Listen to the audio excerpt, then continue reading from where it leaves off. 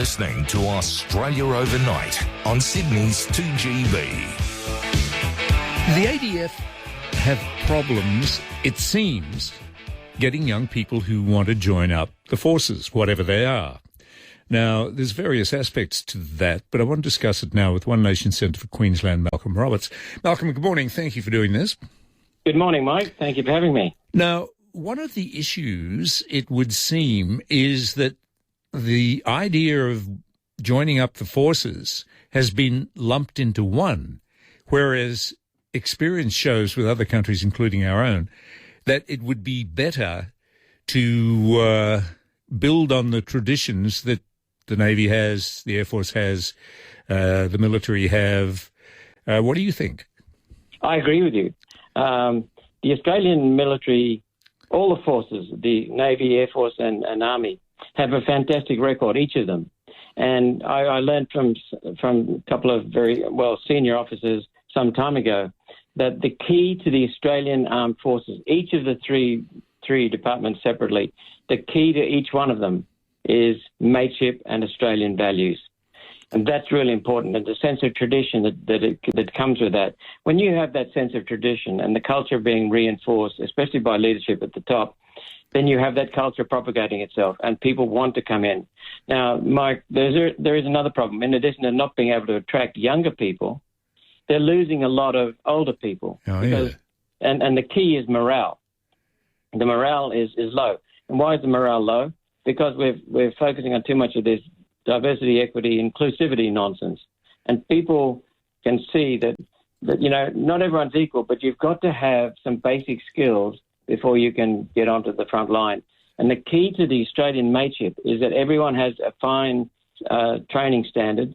And when they pass that, you know that if you're next to me in the trench, you can count on me and I can count on you. The skills and the mateship. And that's vital. But when you're concerned about some of the people around you not being up to scratch because they went through based upon DEI, not on merit, then that's going to destroy that mateship. It's going to destroy the reliability, and that's destroying the culture. And it's coming from the top of the armed forces. They're eating away at the culture. They have no clue what they're doing. The whole concept of DEI does seem to be fading, particularly in the US. Whether it will fade as sharply here, I don't know. But are we going to change, do you think? Is the realization upon us that DEI sounds nice but doesn't deliver the result, really? DEI, in the case of companies like Boeing and Qantas, spells DIE, die. Yeah. And it's death. So merit has to be restored. In the United States, they've had some incidents, and they're waking up to that. And, of course, along comes Trump and says, that's it, no more. Yeah. What we've been doing with some of that DEI in the Senate is just ridiculing it and smashing it. And people are starting to wake up. The Greens, who are the foot soldiers for that international concept from the UN and the World Economic Forum, they're now getting embarrassed when they push that DEI. And so the tide is changing. Trump is going to be one foot on the accelerator, and I think it'll come.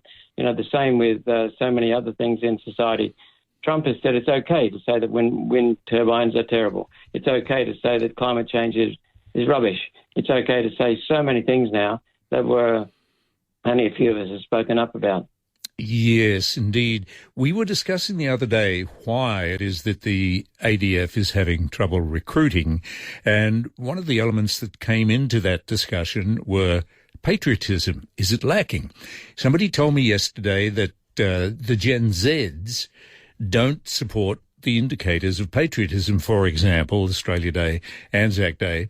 But I had a good look around, and it seems to me that might have been the case a year or two ago, but that has turned, and young people now really are supportive of, indicators of patriotism is the way I see it.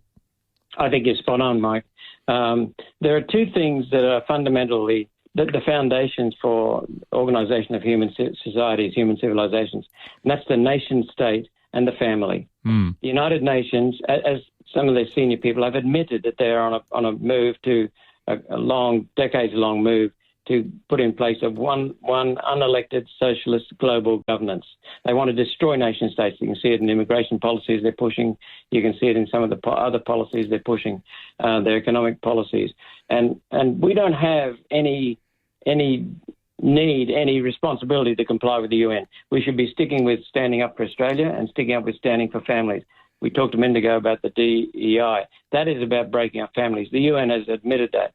Now, coming back to that, what we've seen is that people are waking up to the fashion and the nonsense, and truth is starting to come back to Australia in so many ways. People are realising it's all crap.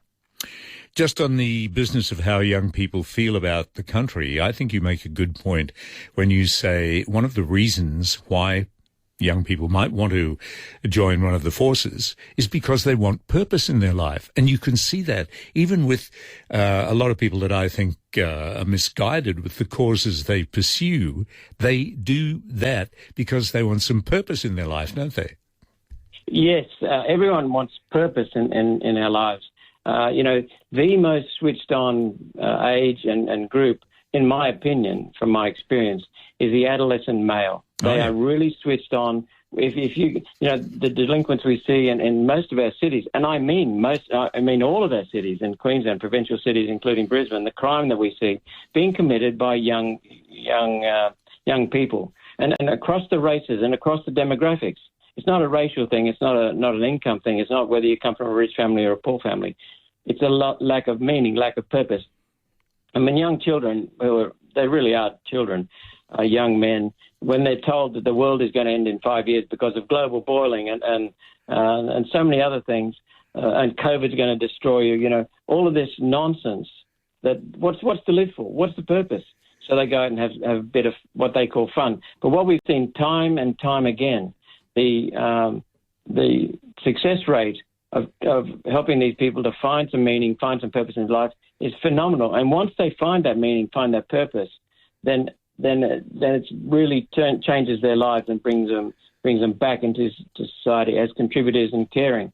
And that's really far more powerful. A person who cares and considers other people is far more powerful, and contributes to society is far more powerful than a delinquent smashing a car. Oh, indeed. It's much more satisfying for the individual. Yes, much more. And, one of the other things is that we're bringing people in record numbers at the moment. When I say we, the Albanese government. And it's something that the Liberal Party has done too. Liberal and Labor both pushed hard, massive immigration since John Howard doubled immigration during his term. And he put this on the big agenda, big immigration agenda. The Labor Party has brought in close to 1.5 million people in the last 2 years. And kept about 1 million people after you take away the people who've left. Now, we had 1.9 million people on temporary visas before COVID. We now have 2.5 million people on temporary visas. And Albanese said he would only have high immigration. It's actually catastrophic and massive migration. Young people, that migration has driven the demand for houses through the roof. Rents, people building new houses, and people paying off an existing house are becoming unaffordable. They are unaffordable for young people. And young people cannot see any possibility quite often of getting a house. How do you start a family when you haven't got a house? Indeed. You can't even afford rent. It's not just meaning and purpose. It's also looking after a family, because the urge to have a family is strong in most of us. Indeed, yes. That's a whole story in itself. In fact, if you want to come back on the program in the future, we might go into that a bit more, because I've been looking at that myself, the replacement rate and what's expected. And, of course, in the big cities, the story today is that everybody's going to live in a shoebox. But I don't know about you. I'm no Nostradamus, but I've seen that coming for quite a while now. Anyway, Malcolm, I do appreciate your comments, and thank you for coming on the program this morning. You're welcome, Mike, and that's why we're advocating a pause, a cut in immigration, and actually deporting lawbreakers, sending them home, and deporting those who break the law. So I'm happy to come in and talk about immigration anytime you want. It is one of the major serious problems that are affecting housing prices in this country. Oh, absolutely it is. And it's very clear that the people do not want what the government is doing, but they keep doing it. Anyway, correct. Malcolm, appreciate your time today. Thank you very much for that. You're welcome, Mike. Keep going. Malcolm Roberts, One Nation Senator.